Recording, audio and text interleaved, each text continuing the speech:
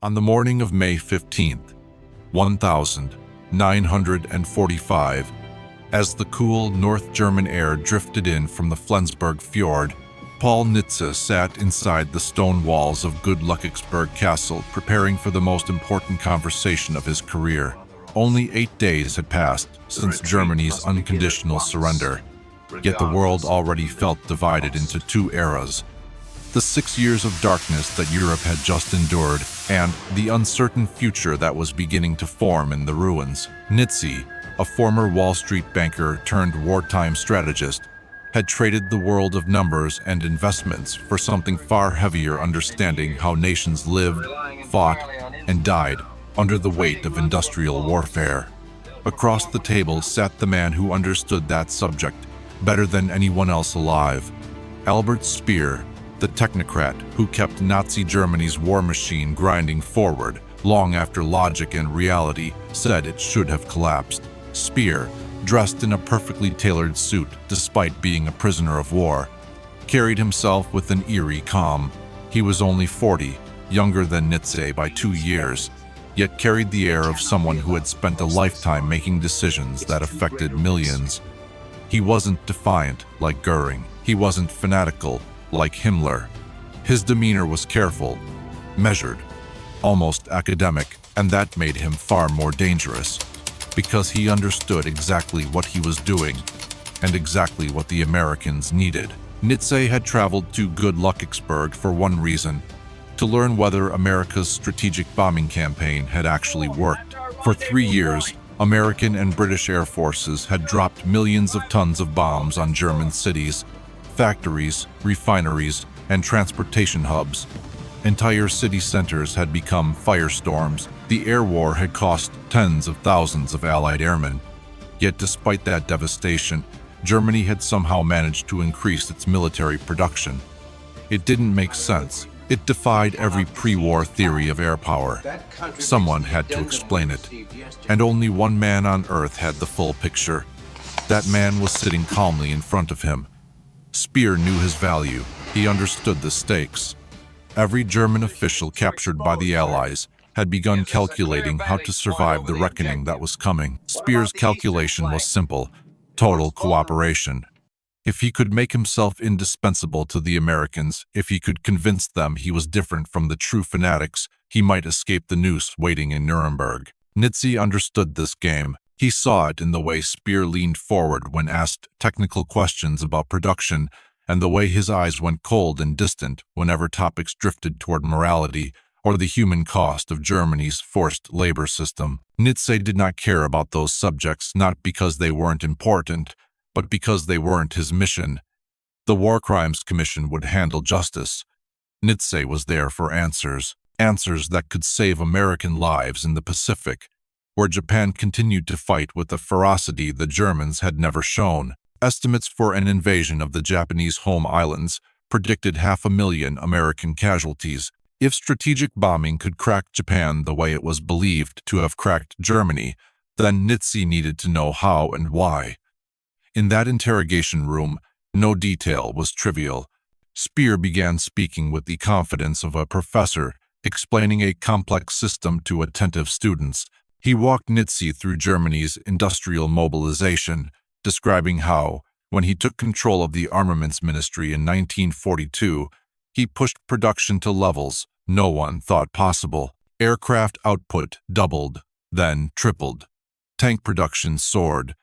Ammunition production increased beyond what German generals had even requested. To the outside world, Allied bombers seemed to be smashing Germany into dust, yet the German war machine appeared to grow stronger. Nitze knew these numbers.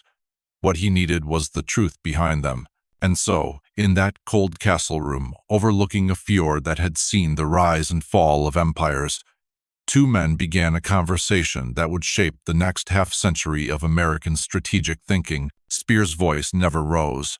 He spoke with a detached precision that made the horrors of his work sound like technical problems solved with elegant efficiency. He explained how he had dispersed industry into thousands of workshops, small enough that Allied bombers had trouble detecting them. He described moving factories underground into abandoned mines and tunnels where they worked day and night beyond the reach of daylight bombing raids. He talked about prioritizing military production so ruthlessly that civilian consumption virtually disappeared.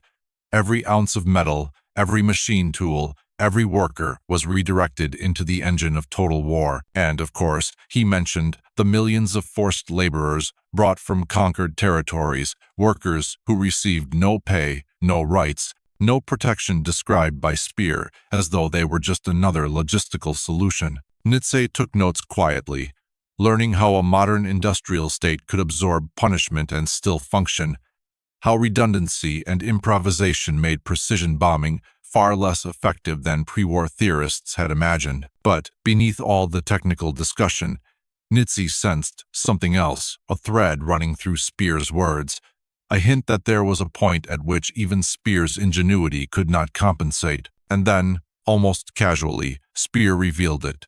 The date was May 12th, 1944. Nitze looked up when Speer mentioned the day. His tone shifted. That was the day, Speer said, when Germany's fate was sealed. That morning, 935 American heavy bombers launched a coordinated attack on the synthetic oil plants that fueled the entire German military. These factories, which turned coal into gasoline, were the lifeblood of the Luftwaffe and the Panzer divisions. And in one devastating strike, they were shattered. Speer remembered the shock he felt when he received the first reports. Germany had no oil reserves, no natural fields, no alternative sources. Romania's oil had already been lost to the Soviets. Synthetic fuel was Germany's last hope. And suddenly, in a single day, that hope was mortally wounded. Nitze realized he was hearing the key insight he had chased across a devastated continent. Not bombs on cities, not attacks on morale, not even strikes on aircraft factories. It was oil, fuel, the one resource Germany could not replace, the one target the Allies could not have substituted with anything else. As Speer continued to talk, Nitze understood that this interview would become one of the most important data points in the entire strategic bombing survey. This wasn't about the past. It was about the future, about understanding how modern nations could be broken, how wars could be ended, how American power would shape the next century. And as the interrogation drew to a close for the afternoon, Nitze realized something else. Speer wasn't just explaining how Germany lost. He was explaining why America had won and why, in the next great conflict, industrial capacity would matter just as much as firepower. It was only day one, but Nitze already sensed that the conversation unfolding in that quiet castle room would echo far beyond 1945. Speer returned to the interrogation room the next morning wearing the same immaculate suit, his posture as precise as if he were entering a board meeting rather than facing the representatives of a nation that had crushed the empire he served. Paul Nitze watched him settle into the chair across the heavy wooden table, and for a moment he wondered how a man so composed could have spent the last years orchestrating the survival of an economy under constant bombardment. The room was quiet except for the soft shuffle of papers as Nitze organized his notes from the day before. But he already knew where he wanted to begin. The question had been circling his thoughts all night. How had Germany not only sustained production under relentless Allied attack, but tripled it? When Nitze asked, Speer didn't hesitate. He launched into a meticulous explanation, describing the transformation of Germany's war economy as if he were guiding students through a planned industrial renovation. His voice was calm, steady, almost soothing, but the content of what he described revealed the machinery of total war. Not just factories and assembly lines, but the exploitation, coercion, and desperation that had kept those machines running. Speer explained that when he had taken over the armaments ministry in early 1942, the German industrial system was a mess of overlapping jurisdictions, competing agencies, and inefficient production chains that wasted precious time. He portrayed himself as the man who cut through the chaos. He centralized authority.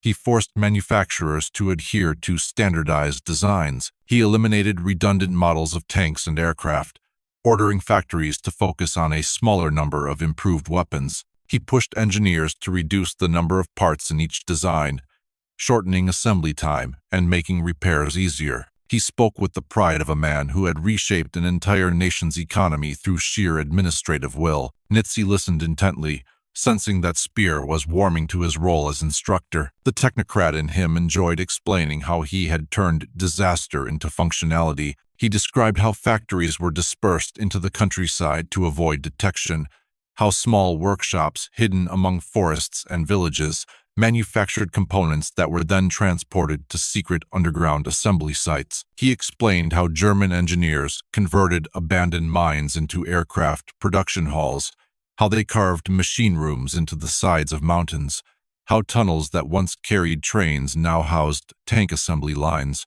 It sounded extraordinary. It also sounded implausible.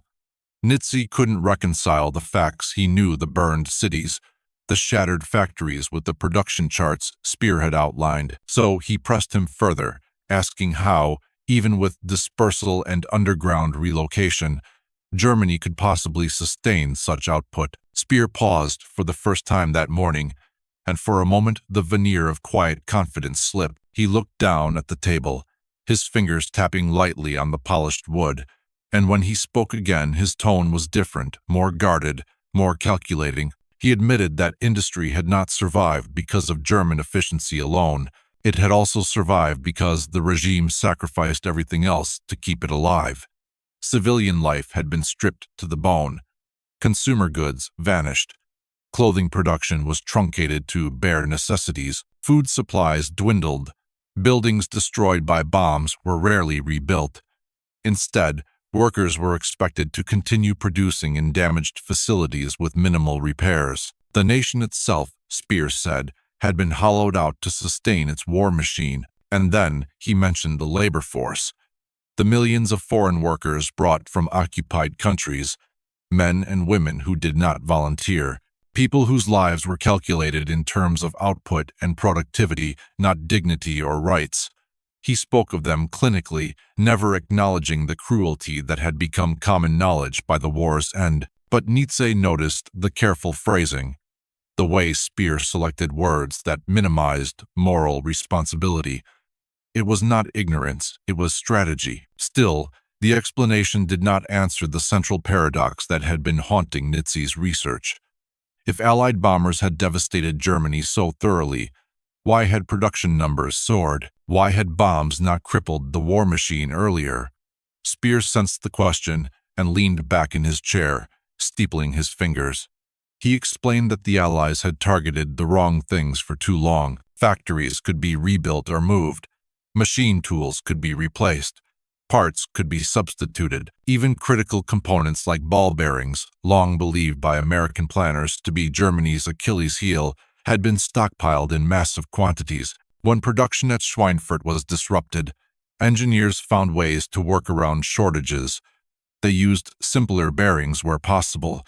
They redirected supplies from less essential industries. They sourced bearings from neutral countries through clandestine channels. Nitze felt a chill run down his spine. The Schweinfurt raids had been among the most expensive missions the U.S. 8th Air Force had ever flown. Hundreds of American airmen had died, yet Speer was telling him those sacrifices had barely dented production. The idea that Germany had been able to adapt so effectively shook one of the foundational assumptions of the bombing campaign. But Speer wasn't finished. He explained how Germany used redundancy in its supply chains, maintaining multiple small facilities capable of producing identical components. If one factory was destroyed, others could increase output to compensate. Engineers designed production networks that could survive losing 20 or 30% of their facilities. They planned for chaos, and, in doing so, allowed the war machine to function even as the nation burned. Nitze understood the elegance of the system, but he also saw its fatal flaw. No matter how cleverly the Germans dispersed, substituted, reorganized, or adapted, there had to be something they could not replace, something the bombs could truly destroy, something that would make the whole machine collapse. Speer leaned forward, his voice lowering slightly. as if sharing a private confession. He told Nitze that the Germans themselves had identified that critical point long before the Allies discovered it. It wasn't aircraft factories or ball-bearing plants. It wasn't rail yards or synthetic rubber. It wasn't armament workshops buried under mountains. The weak point, the nerve center of the entire German war apparatus, was oil. Without fuel, nothing else mattered. Tanks became steel coffins. Aircraft became museum pieces. Trucks and trains and mechanized infantry became useless weight. He said it plainly, almost coldly. Germany could survive losing factories. It could not survive losing fuel. Nitze felt the weight of those words settle into the room. He realized that all the theories developed by American air power advocates in the 1,930 seconds about bombing cities to break morale, about precision strikes crippling key industries, had been wrong. What mattered was energy, fuel, mobility, the ability to make war dynamically, not statically. And as Speer continued, Nitze saw the shape of a new theory emerging, one that would influence not only the final months of the war in the Pacific, but the entire foundation of American grand strategy for decades. Speer wasn't merely describing how Germany had endured. He was revealing the anatomy of modern war. Not battles, not generals, not ideology, but production, logistics, and the thin, fragile thread of resources that connected factories to front lines. By noon, Nitze closed his notebook. He had enough material from that one morning to rewrite entire chapters of the Strategic Bombing Survey. Speer sat quietly, hands folded, watching him. The former armaments minister knew what Nitze had learned, and he knew what it meant. The war had not been lost in the skies over Hamburg or in the ruins of Berlin.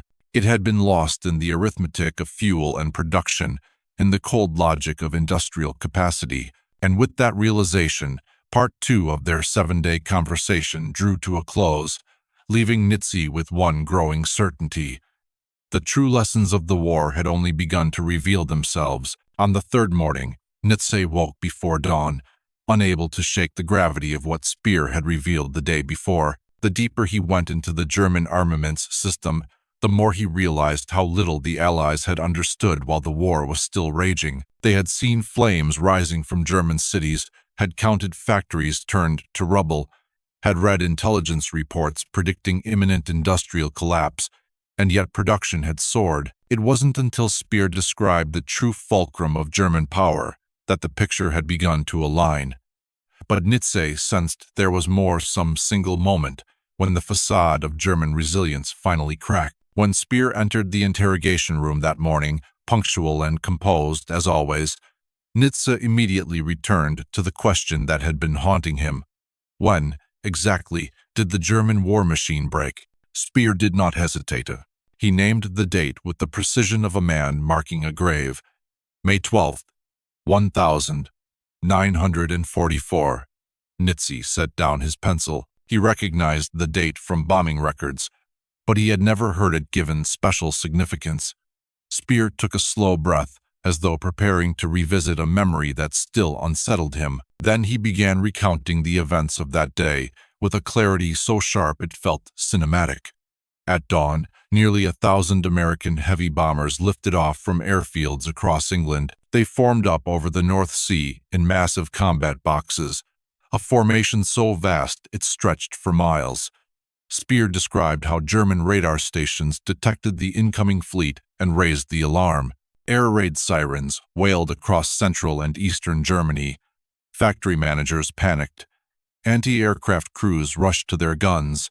The Luftwaffe scrambled every fighter it could, but Germany no longer possessed air superiority. The Americans came in, waves tight, disciplined, escorted by long-range fighters that tore through the German interceptors. And they were not heading for the familiar targets in cities or aircraft plants. They were heading for the synthetic oil complexes, the most important industrial sites in the Reich, the places where coal was transformed into gasoline, diesel, lubricants, and aviation fuel. Speer remembered the reports arriving in his office one after another, the names of the critical facilities he had worked so hard to protect: Luna, Merseburg, Paulitz, Brucks, Blackhammer. The Americans hit them with unprecedented force, turning colossal industrial structures into fireballs visible for miles. Speer described the shock of seeing photographs taken after the raid. Towers collapsed like straw. Pipelines split open. Distillation columns melted into twisted shapes. Storage tanks burned for days. The damage was so severe that even German engineers normally confident in their ability to repair anything were shaken. And then, Speer told Nitze the part that changed the entire conversation. He said that before the raid, Germany had been managing to produce enough fuel to keep its military functioning, though always on the edge of crisis. But after May 12th, production collapsed so dramatically that the word Speer used was catastrophic. Nitze studied him closely. He wanted numbers, not descriptions. Speer gave them. In April 1944, the synthetic fuel plants had produced over 300,000 tons of fuel. By July, after repeated American raids, production had fallen to barely one-third of that. By September, barely one-sixth. By winter, almost nothing. Nitze felt his chest tighten. He had read reports about Germany's fuel shortages in the last year of the war, but he had never grasped the scale of the collapse. Speer continued, explaining the consequences in stark terms. Without fuel, the Luftwaffe could no longer fly. Fighter squadrons that once launched dozens of aircraft per mission now sent only a handful into the air. Training flights were slashed to nothing. Speer explained that a pilot requires hundreds of hours to become combat-ready. By late 1944, German pilots were sometimes sent into battle with fewer than 30 hours of flight time. They were lambs sent to meet American aces with hundreds of hours of combat experience. The Luftwaffe was dying not because of a lack of airplanes. Germany was still producing thousands of them, but because those airplanes sat useless on runways, lacking the fuel to train, to maneuver, to fight, even to flee. Nitze wrote furiously as Speer spoke. The implications were far-reaching. Fuel was not just gasoline. It was everything: transport, production, logistics, movement, strategy. Speer moved on to the tanks. In the early years of the war, German armored divisions had raced across Europe with breathtaking speed, relying on well-coordinated maneuvers. But by late 1944, those divisions were paralyzed. Many tank crews received orders not to conduct training exercises because every liter of fuel had to be saved for potential battles. But saving the fuel meant crews never trained. When battles came, inexperienced crews faced seasoned Allied tankers and were destroyed. Even worse, Speer revealed that by late 1944, German military planners had to calculate whether a tank division could even reach the front lines. Entire formations were stranded because the trains delivering fuel had been destroyed or the depots were empty. Nitze asked about the Ardennes offensive, Hitler's last attempt to change the course of the war. Many American historians believed it failed because of resistance and weather. Speer shook his head. The truth, he said, was simpler. The Germans had only enough fuel to launch the attack, not enough to continue it. The entire strategy depended on capturing American fuel depots. They gambled their last reserves on the hope of seizing Allied supplies. When they failed to capture them, the offensive died in the snow, and tanks were abandoned across the forests like tombstones of a dying army. Nitze sat back in his chair. He suddenly saw the war with new clarity. All the bombing of German cities had done little to break morale. All the raids on aircraft factories had failed to prevent record production. All the precision attacks on ball-bearing plants had inflicted only temporary setbacks. But oil was the lifeblood. Without it, the entire German military became an inert mass, and the synthetic fuel plants were fixed targets, massive industrial systems so large they could not be hidden, moved, or dispersed. They were vulnerable in ways nothing else was. Nitze felt a dawning realization. The key to modern war was not factories, it was mobility. Destroy mobility, and the war machine suffocates.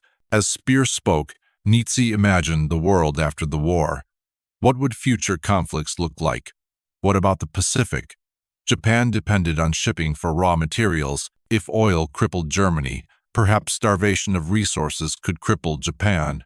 The interrogation drifted into silence for a moment. Speer seemed to sense that he had revealed something essential, something Nitze would remember for the rest of his life. He leaned back, folding his hands neatly in his lap, as though the courtroom in Nuremberg did not await him. Nitze closed his notebook with a soft thud.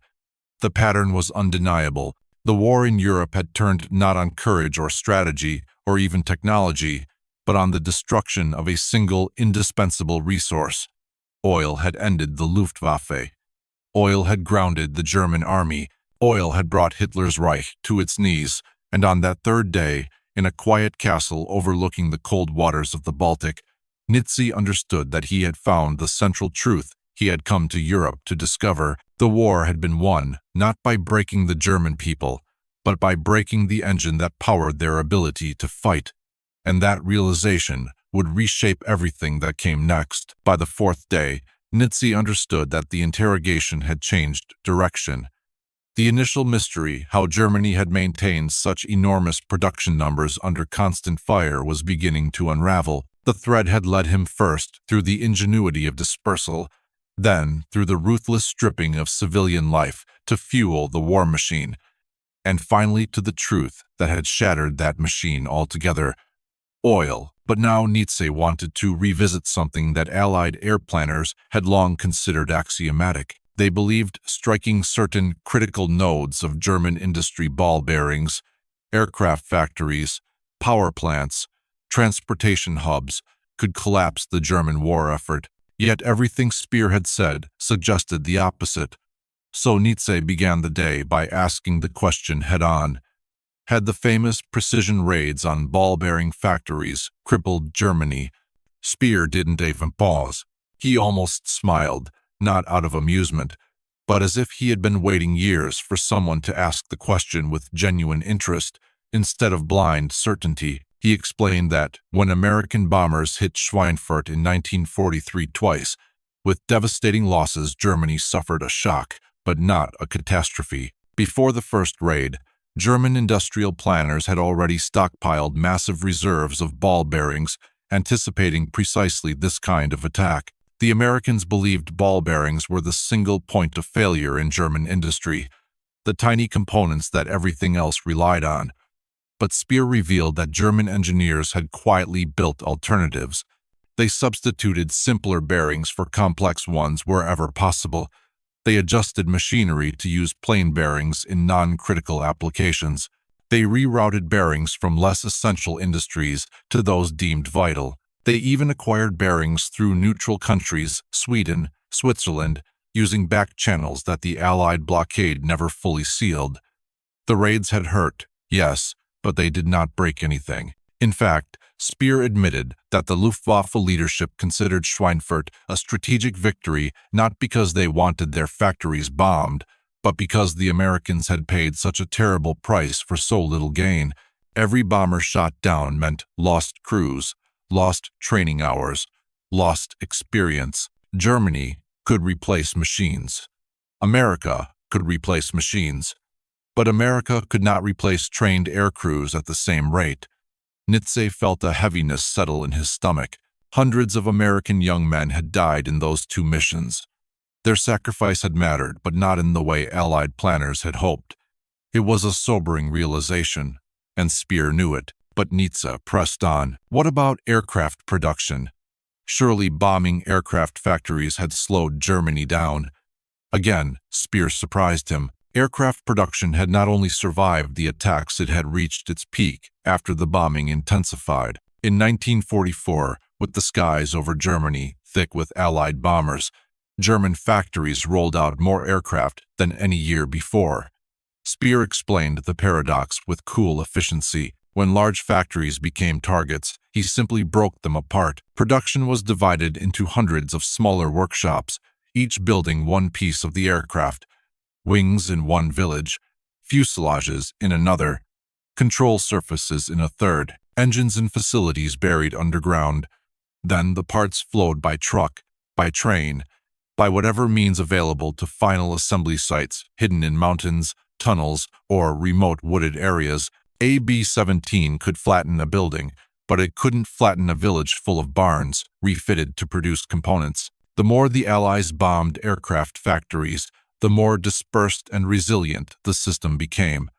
Destruction forced innovation, and innovation increased production. Nitze realized that the bombing had in some ways made Speer stronger, made German industry more flexible, more adaptive.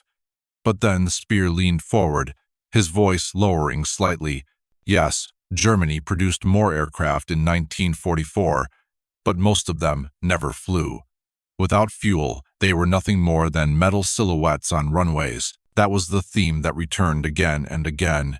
Not what Germany could build, but what it could use. Nitze shifted the conversation toward another target the Allies believed was key: transportation, railroad yards, bridges, switching stations, targets that had been hit relentlessly in 1944 and 1945. Speer acknowledged that these attacks were far more damaging than the Allies realized, but only late in the war. He described how, by early 1945, Germany's rail system had become a strangled network of disrupted lines, severed junctions, and abandoned freight cars. Coal couldn't reach the Ruhr, tanks couldn't reach the Eastern Front, steel couldn't reach the factories that still had power. But Speer pointed out that by the time the transportation system collapsed, Germany was already finished for other reasons. Without fuel, even trains couldn't run. Without fuel, trucks sat idle, regardless of whether rail lines were intact or not. Transportation attacks had accelerated a collapse, but they hadn't caused it. They were like cutting the legs out from under a man already mortally wounded. Nitze let Speer speak freely, noticing how animated he became when discussing logistics and coordination. Speer thrived on complexity. He didn't view Germany's suffering or destruction emotionally. He saw it through the lens of systems, flows, and bottlenecks. He described the bombing of power plants with a similar detachment. Electricity was crucial, yes, but German engineers built redundancies, rerouted power, and created alternate grid networks. Blackouts slowed production but rarely stopped it completely, and when factories were damaged, Speer shifted workers to other sites or moved machinery to new locations overnight. Again and again, Speer returned to the same theme. The Allies spent years hitting targets that Germany could compensate for. They attacked what was visible: factories, rail lines, shipyards, without recognizing what was irreplaceable. Germany adapted because necessity forced adaptation. But oil did not allow adaptation. Oil did not allow substitution. Oil did not allow improvisation. When the synthetic refineries were destroyed, the German war effort lost the one resource it could not replace through ingenuity or sacrifice. And suddenly, every other form of bombing made sense. It was not the destruction of cities or factories that doomed Germany. It was the destruction of mobility, the destruction of movement. It was the moment when the machines of war became statues. Nitze sat silently for a long moment, letting the implications settle into the quiet room. Speer's explanations were not simply historical descriptions, they were lessons. Lessons that would shape how America fought the next war. Lessons that told a story not just of Germany's failure, but of the future of air power itself. And yet, Nitze sensed something else in Speer's voice, something unspoken but present in the way he spoke of what worked and what didn't. Speer was using these facts as currency, a way to buy his survival. He was presenting himself as the rational man in the middle of madness, the technocrat who had done his job too well but never embraced the ideology that animated the regime he served. Nitze recognized the tactic, but he didn't let it distract him. The truth mattered more than Speer's motivations. The truth was what Nitze had come for. As the fourth day came to a close, Nitze realized he was now seeing the war not through reports or aerial photographs, but through the eyes of the man who had kept Germany alive longer than anyone expected. Speer wasn't just speaking about the past, he was handing Nitze the key to understanding modern conflict. And Nitze knew, with a certainty that surprised him, that America would carry these lessons forward into every war that followed. By the fifth day, Nitze sensed that the interrogation had crossed an invisible threshold. The earlier sessions had been analytical, almost mechanical Speer describing production charts, dispersal strategies, and the cold mathematics of an economy under siege. But now Nitze wanted to press into a deeper question, one that reached beyond tactics and factories. He wanted to know when the leadership of Nazi Germany understood they could no longer win, not because of battlefield losses, not because of Hitler's failing health or the collapse of alliances, but because of something far more fundamental, the industrial imbalance between the Reich and the United States. He knew that Speer had seen the numbers, and he wanted to know when those numbers became prophecy. So he began the session with a simple question. When did you realize the war was lost? For the first time in 5 days, Speer did not answer immediately. He sat quietly, almost contemplative, his hands folded on the table, eyes fixed somewhere past Nitze, as though searching for the exact moment in his memory. When he finally spoke, his voice was softer than usual. It was late 1943, he said, when I saw the full American production statistics for the first time. Nitze's pencil froze above the page. Speer leaned forward, as if wanting to make sure there would be no misunderstanding. He explained that throughout 1941 and 1942, German military planners had dismissed President Roosevelt's public production goals that promised the United States would build tens of thousands of aircraft and tanks each year. German leadership believed those numbers were propaganda, a bluff meant to buoy British morale and intimidate the Axis. Hitler himself mocked them, calling them ridiculous American fantasies. But intelligence reports on American industry continued to arrive in Speer's ministry. Reports of factories expanding, of shipyards working around the clock, of automotive companies converting assembly lines to war production at a pace the Germans could not replicate. And then the truth emerged in full. In 1941, America produced nearly 20,000 combat aircraft. In 1942, more than 48,000. In 1943, nearly 86,000. By 1944, 96,000 aircraft rolled out of American factories, almost as many planes in a single year as Germany had produced in the entire war. Speer paused to let the figures settle into the silence. There was no strategy, he said quietly, that could overcome such numbers. Nitze felt something heavy take root in his chest. He had seen the statistics himself, of course. American production had been printed in War Department reports, celebrated in newspapers, praised in speeches. But hearing it from Speer, the man who had fought a losing economic war against those numbers, carried a different weight. It wasn't boasting. It was a confession. Speer continued describing the imbalance. Germany built roughly 119,000 aircraft from 1941 to 1945. America built more than 300,000. Germany built fewer than 50,000 tanks and self-propelled guns. America built nearly 90,000 plus hundreds of thousands of trucks, half-tracks, and support vehicles that allowed American and Allied armies to move with a mobility the Germans could no longer match. German industry, Speer said, was formidable. German workers were highly skilled. German engineering was world-class, but Germany simply did not possess the raw material base to compete with a nation that commanded half the world's industrial wealth. Then Speer described the moment the scale of American production became undeniable. In late 1943, his ministry obtained detailed reports on the Willow Run plant in Michigan, where Ford was producing B-24 Liberator bombers. He saw the photographs, the assembly line stretching the length of multiple football fields, the rows of engines waiting to be installed, the workers swarming around the massive frames like a human tide. And then he saw the output rate. One complete 4-engine heavy bomber every 63 minutes, 24 hours a day, 7 days a week. A bomber that took German factories weeks to assemble could be completed in the United States faster than it took to cook a Sunday dinner. At that moment, Speer said, the war became a mathematical impossibility. Germany could shoot down American bombers by the hundreds. America would replace them by the thousands. Germany could design advanced aircraft like the Me-262 jet fighter. America would outproduce Germany 5-1 in conventional fighters that were cheaper, easier to maintain, and flown by pilots with hundreds of hours of training. Germany could build submarines to attack Allied shipping.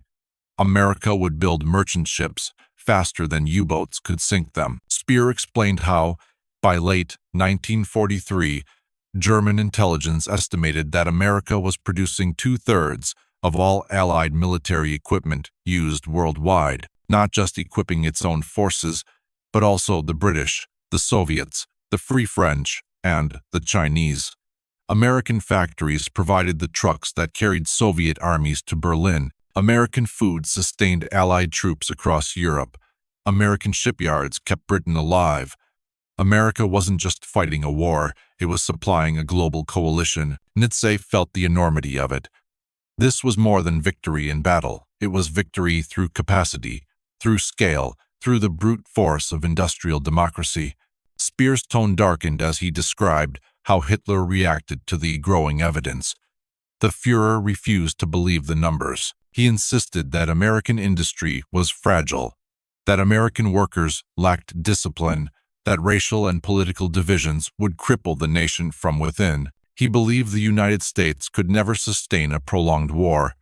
He clung to fantasies of wonder weapons, the V-2 missile, jet fighters, advanced submarines that would restore the advantage Germany had lost. But Speer had seen the truth. No weapon, no matter how advanced, could offset a production imbalance of 5-1, 8-1, even 10-1 in certain categories. You cannot defeat an enemy, Speer said, who replaces every loss faster than you can record it. Then he told Nitze something that haunted him for years afterward. In late 1943, after receiving definitive production data by the 5th day of interrogation, Nitze sensed that the conversation had shifted from technical explanations into something far more revealing, an unfiltered look at how great powers live and die by the strength of their industries. The room at Glücksburg Castle felt different that morning, as though the walls themselves understood that the truth now being uncovered had consequences far beyond the ruins of 1945. When Speer entered, perfectly groomed, perfectly composed, carrying himself like a man who still occupied an office rather than a prison cell, Nitze wasted no time. He opened his notebook, looked Speer directly in the eye, and asked the question that had been waiting beneath every statistic, every chart, every description of dispersal and production tricks. When did you know the war was lost? It was the first time in 5 days that Speer didn't answer immediately. The man who had provided figures and explanations with machine-like precision suddenly hesitated. He sat back in his chair, folded his hands in front of him, and stared at the opposite wall for several seconds, as if searching for a point in time he had spent years trying to bury. When he turned back to Nitze, something in his expression had softened. Late 1943, he said quietly, when I saw the full American production statistics for the first time. Nitze felt his breath catch. He had expected a reference to Stalingrad, or the Allied landing in North Africa, or the relentless advance of Soviet forces. But Speer wasn't talking about battles. He wasn't talking about generals, or fronts, or strategy. He was talking about numbers, industrial output, assembly lines, shipping tonnage, raw material flows. He was talking about the cold arithmetic of modern warfare. Speer explained that in the early years of the conflict, the German High Command had refused to take America seriously. Hitler believed the United States was divided, racially fractured, politically unstable, and still crippled by the Depression. He dismissed American manufacturing goals, like Roosevelt's claim that America would build 60,000 aircraft in a single year, as propaganda, nothing more than a bluff to reassure Britain. But Speer had people inside the Reich's economic intelligence apparatus who fed him reports from neutral countries, from trade publications, from industrial journals Germany still received before the war fully sealed itself off. Those reports painted a picture Hitler didn't want to believe. A nation shifting into wartime production with a speed and scale unlike anything the world had ever seen. For months, Speer tried to reconcile the German leadership's assumptions with the growing pile of evidence. But by autumn 1943, denial was no longer possible.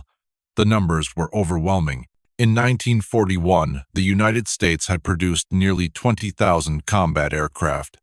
In 1942, with only a year of full war mobilization behind it, America produced almost 50,000. In 1943, it produced nearly 90,000.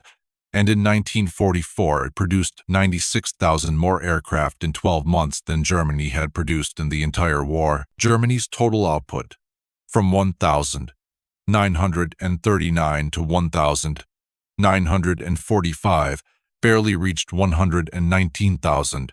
America had tripled that in 4 years. Speer explained the moment he received a detailed report on the Ford Willow Run plant, a single factory producing B-24 Liberator heavy bombers.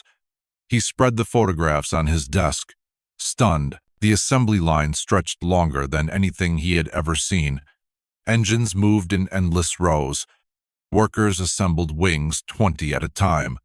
Fuselages slid down the line like automobiles. And at the end of that mile-long artery of steel and manpower, a new B-24 rolled off every 63 minutes. Speer said he had felt something break inside him. Germany didn't have anything remotely comparable. It had pockets of efficient production, yes, ingenious engineers, skilled craftsmen, but nothing like an American system capable of treating a heavy bomber like a mass-produced consumer product. He looked at Nitze and spoke with the quiet certainty of a man recalling a moment of absolute clarity. It was then that I knew. We were finished. Nitze didn't interrupt. He wanted Speer to continue, and Speer did slowly, almost reluctantly, but with the precision of someone who never forgot the truth once he understood it. Germany was producing roughly 5,000 to 6,000 tanks per year at its peak. America was producing tens of thousands, not only tanks, but self-propelled guns, half-tracks, troop carriers, jeeps, trucks, and specialized vehicles that gave Allied armies mobility the Germans could not match. And on top of its own needs, America was building vast quantities of equipment for its allies. The Soviet Union alone received nearly 500,000 American trucks vehicles that allowed entire Soviet armies to move with the speed that shocked German generals. That, Speer said, was something we could not fight. Not with brilliance, not with bravery, not with wonder weapons. We could not fight arithmetic. He described the collapse of the U-boat campaign. German submarines sank merchant ships by the dozens, but American shipyards replaced them by the hundreds. Liberty ships, which German intelligence had dismissed as crude and slow, became the symbol of a new kind of warfare, industrial warfare. They were built faster than U-boats could destroy them. The Battle of the Atlantic, Speer said, was not won by tactics or admirals. It was won by American steel rolling off assembly lines faster than German torpedoes could be manufactured. Nitze sat back, stunned not by the facts they were already known, but by the way Speer articulated them. There was no embellishment, no excuse, no attempt to disguise the truth with ideology. There was only the cold, merciless equation. The United States had become the greatest industrial power in human history, and Germany had chosen a war it could never sustain against such a force. Speer's voice dropped even lower when he described his attempt. One he admitted was cowardly and incomplete to warn Hitler in late 1943. He wanted to tell him the truth, that the war was unwinnable, that America's output made any German victory impossible, that the only sane choice was to seek terms before Germany was destroyed. But he couldn't bring himself to say it. Hitler still believed in miracles. He believed that new weapons, the Me-262 jet, the V-2 missile, new submarines would reverse the tide. Speer knew they wouldn't. You cannot build a jet fighter, he said, when your enemy builds 5 conventional fighters in the same time. You cannot launch a submarine, he continued, when your enemy is building 10 ships while you build one. You cannot win, he finished, when your factories are shrinking and your enemy's factories are multiplying. Nitze looked at him for a long time, searching for any trace of regret beyond the technical acknowledgement of defeat. Speer's face revealed little, but the truth had been spoken. The Reich had not fallen because of ideology or tactics or genius or madness. It had fallen because the United States of America could outproduce it so completely that the outcome was determined long before Berlin burned. And in that quiet room, Nitze understood that the lesson wouldn't end with the war. It would define every conflict of the next century. By the seventh day, Nitze understood that the interrogation had reached its final arc. The technical explanations were behind them, the charts, the ratios, the collapsing fuel lines, the unbearable arithmetic of industrial war. They were all now part of a story he could see with absolute clarity. What remained were the human elements: ambition, illusion, denial, the moral twilight where men like Speer operated. Nitze felt an unspoken urgency when he entered the interrogation room that morning. He knew Speer would soon be taken away, swept into the machinery of Allied justice. And Speer knew it too. There was a quiet tension in the room, a sense that time was closing in. Yet, Speer still carried himself with that strange composure, the calm of a man who believed that his words, might still save him. Nitze began with a subject that had hovered like a shadow over every conversation they'd had. Hitler's final months. He asked Speer to describe the atmosphere inside the Reich as it disintegrated when Berlin was reduced to rubble, when fronts were collapsing like burning paper, when Hitler retreated into the bunker beneath the Chancellery and ruled a dying nation from concrete corridors. Speer's face tightened slightly. He described arriving in Berlin in April 1945, walking into the bunker and seeing what he later called a world of ghosts. Hitler's hair was gray, his face drawn and trembling, his left hand shaking uncontrollably. He was surrounded by loyalists who no longer believed in victory but could not bring themselves to tell the truth. Hitler ranted about betrayal. He believed entire armies he had invented on maps still existed. He issued orders to divisions that had been annihilated months earlier, as if willpower could resurrect the dead. Nitze wrote quickly, absorbing the image of a leader who had retreated so far into delusion that reality no longer touched him. Speer said he tried cautiously to explain the state of industry, to tell Hitler fuel no longer existed, that trains were immobilized, that aircraft rolled off production lines only to sit motionless for lack of gasoline. But Hitler dismissed these reports as defeatist sabotage. He convinced himself that Speer's ministry was lying to him, withholding resources, conspiring with traitors. Nitze felt a chill as Speer described the bunker's atmosphere. Officers whispering in the hallways, maps stripped of meaning, couriers carrying messages to units that no longer existed, the faint tremors of artillery shaking dust from the ceiling. It was the portrait of a regime collapsing inward while its leader screamed into the void. Then Nitze shifted to something far darker. He asked Speer directly about the Nero decree, Hitler's March 1945 order commanding that Germany destroy itself. Bridges, factories, railways, power plants, waterworks, everything was to be annihilated so that nothing useful would remain for the Allied armies. It was the ultimate act of nihilism. If Hitler's Reich could not survive, then Germany itself must die with it. Speer repeated the story he would later tell the world, that he had refused, that he had sabotaged the decree, that he had instructed engineers to ignore the destruction orders. He described visiting field commanders, persuading them to preserve infrastructure for the German people. He cast himself as the lone voice of reason in a government descending into madness. Nitze listened, knowing this narrative would appear again at Nuremberg. He did not challenge it. That was not his job, but he recognized how carefully Speer constructed the image, the technocrat who had broken from Hitler, the rational man in a sea of fanaticism, the administrator who saved Germany from total ruin. It was a story designed for leniency, and yet Speer told it so smoothly, so confidently that for a moment the room felt suspended between truth and performance. Nitze steered the conversation toward the future, toward the reckoning awaiting Speer and the others. Speer spoke of Goering, once second in command, now reduced to negotiating desperately with the Americans. He spoke of Himmler's pathetic attempts to bargain with the West, even as he prepared to flee. He spoke of the disintegration of a leadership class that had dominated Europe for a decade but now feared the tribunal that awaited them in Nuremberg. The war had made them powerful, defeat made them prisoners, and in those last days, with Allied tanks rolling across Germany, they clung to any illusion that might spare them the gallows. Then Nitze asked Speer something unexpected, not about production or strategy or Hitler's madness, but about conscience. What did Speer believe his legacy would be? Speer looked at him with an expression Nitze could not immediately read. Then he said something that startled him. He claimed he felt guilt, not for the ideology, not for the war, but for the system he had kept alive long after moral collapse had made it untenable. He said that had he refused to serve in 1942, or had he resigned later, the war might have ended sooner. Tens of thousands might have lived.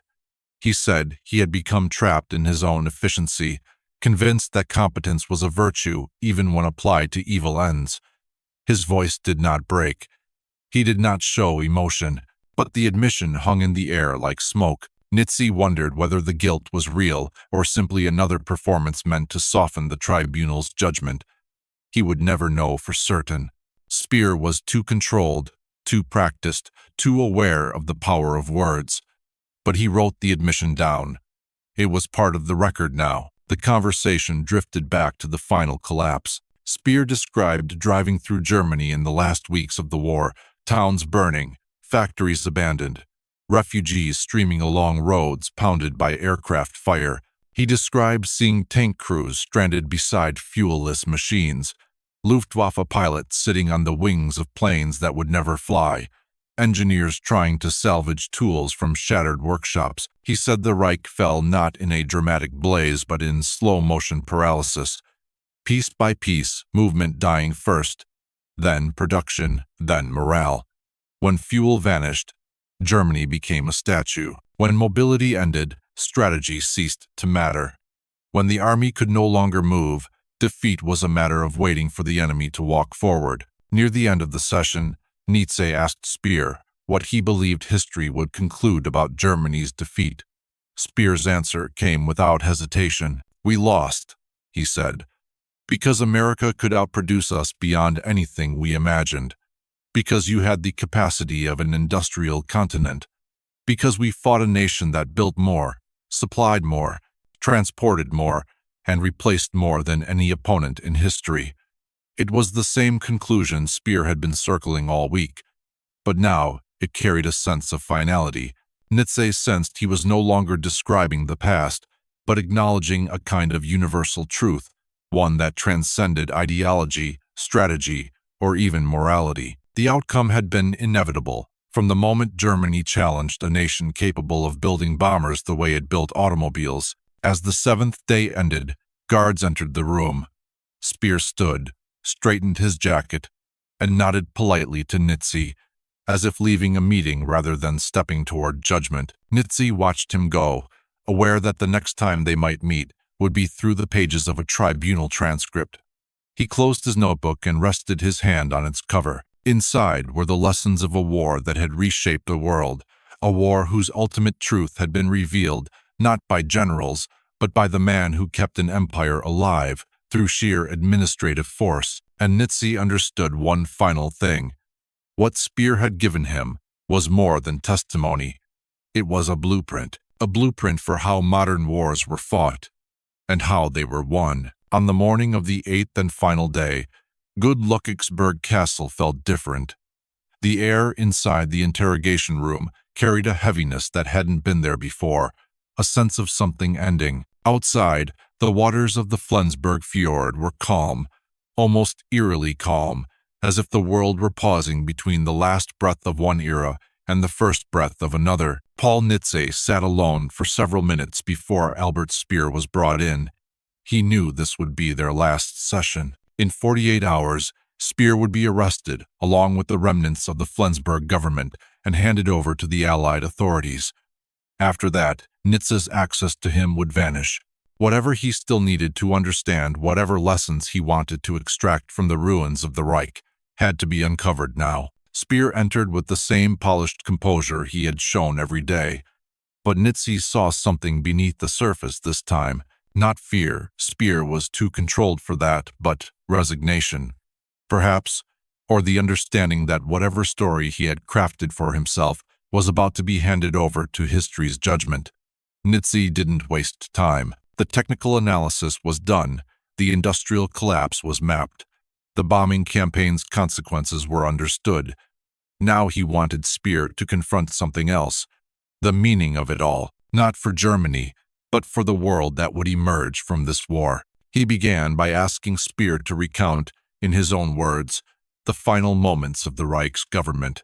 Speer described the events of May 23rd, 1945, when British and American troops, under the pretense of negotiation, suddenly surrounded the Patria, the ship where the Flensburg cabinet was meeting. He recalled the moment armed soldiers marched in, announcing the dissolution of the so-called government that had existed only on paper. There were no speeches, no dramatic declarations, just a quiet, clinical end to a regime that had once claimed dominion over an entire continent. Speer said he felt something close to relief. It was all only a kind of opera anyway, he told Nitze, repeating the remark he would later give to the guards. An opera, a performance, a nightmare dressed in uniforms and banners, now stripped down to bare truth. Nitze listened, but his mind wasn't fixed on May 1945 alone. He wanted to understand how a nation that had once been the industrial engine of Europe had fallen so completely, so decisively. Speer had given him the numbers, the processes, the failures, but now Nitze wanted perspective. He wanted to know what Speer believed the war truly proved. So he asked the question directly, what is the lesson Germany should teach the world? Speer blinked, surprised. His answer came slower than usual. He said that Germany had been defeated long before its cities burned, long before its armies collapsed, long before its fuel ran out. It had been defeated the moment it challenged the United States, a nation whose industrial capacity, technological innovation, and resource base dwarfed anything Germany could muster. No military strategy could have overcome that imbalance. No tactical brilliance, no ideological fervor, no amount of suffering inflicted on the German people or on the millions enslaved under Nazi rule. Speer told Nitze that wars between modern industrial nations are not decided by courage or even by battlefield victories, but by the ability to replace losses faster than the enemy. The war proved something terrifyingly simple. A nation without sufficient industrial power can win battles, but it cannot win a war. Nitze wrote those words down slowly. He understood that this idea would shape the next century. It would shape American strategy. It would shape foreign policy documents he himself would write. It would shape the logic of deterrence. It would shape the Cold War. But there was something more, something Speer had not yet confronted. Nitze leaned forward and asked him what would later become one of the defining questions of the Nuremberg trials. How much did you really know? Speer's face hardened, and Nitze saw the mask slip for the first time. For a moment, the engineer, the technocrat, the self-styled rational man vanished, replaced by something colder, more guarded. Speer offered the same line he would repeat for decades, that he knew little about the fate of the millions conscripted into forced labor, that he was too consumed with production to understand the scale of the atrocities, that he bore responsibility only in the abstract. Nitze didn't push. That was not his role. He simply observed how Speer positioned himself, how carefully he carved out an identity as the decent Nazi, the one who acknowledged guilt, but only guilt of a particular kind. The interrogation moved on. Nitze asked Speer about the raids on German morale, something that pre-war air power theorists believed would be decisive. Speer shook his head. German civilians had endured the bombing with remarkable resilience. Cities were destroyed, homes reduced to ash, loved ones buried beneath rubble, yet workers returned to their posts, often walking miles through ruins to reach the factories. Bombing had devastated urban life, but had not broken the will of the people. In fact, Speer argued that morale attacks may even have hardened it. Nitze wrote down the conclusion. Morale cannot be bombed into submission. It was a lesson the U.S. Army Air Forces had not expected to learn. He then asked about precision attacks on factories. Again, Speer explained the limits. Germany adapted. It dispersed production. It built underground. It created redundancy. The Allied theory that destroying a small number of critical facilities would cripple Germany had been wrong until the oil campaign. Oil was different. Oil could not be duplicated, or substituted, or moved underground. Oil was the only target that had no workaround. Nitze realized that this single insight would shape every air campaign the United States would fight in the future. The session continued for hours, Speer unraveling the final pieces of the puzzle, and as the afternoon light dimmed across the stone walls, Nitze began to reflect on everything he had learned. Germany had produced advanced weapons, brilliant engineering, and extraordinary innovation, but it could never match America's scale. The war had not been a contest of genius, it had been a contest of capacity. America had become the arsenal of democracy because it possessed the industrial muscle to fight a two-ocean war while also supplying every major Allied nation. Nitze understood that this truth would define the Cold War. The superpower that could outproduce its rival would ultimately prevail. When the session finally ended, Speer stood slowly, as if sensing the weight of the moment. He gave Nitze a final nod, courteous, controlled, almost respectful. Then he was escorted away, toward a trial that would reshape his life and the world's understanding of German guilt. Nitze remained seated for a long time. He looked at his notes, pages filled with figures, insights, contradictions, confessions, and the anatomy of a nation's collapse. He realized that what Speer had given him was not merely information. It was a blueprint for the world ahead. He closed his notebook gently, knowing that the lessons of Glücksburg would travel with him into every administration he would later serve, into the Marshall Plan, into NSC 68, into nuclear arms policy, into the strategy of containment. And as he left the castle and stepped into the cold German air, Nitze understood that the most powerful weapon of the war had not been the atomic bomb, nor the fleets of aircraft, nor the armies that crossed continents. It had been the factory, silent, relentless, tireless, the side with more of them, won. And in the modern world, that simple truth was as decisive as any battlefield victory.